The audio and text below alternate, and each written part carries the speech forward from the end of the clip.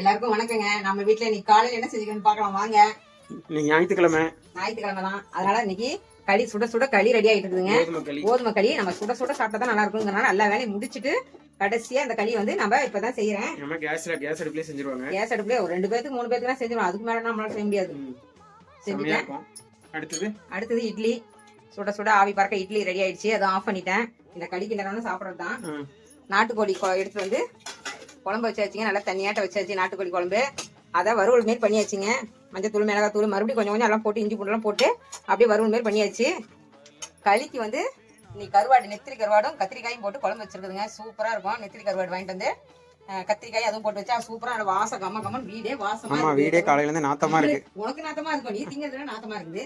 நாங்க சாப்பிடறோம் இல்லையா, களிக்கு அதுதான் சூப்பரா டேஸ்டா இருக்கும்.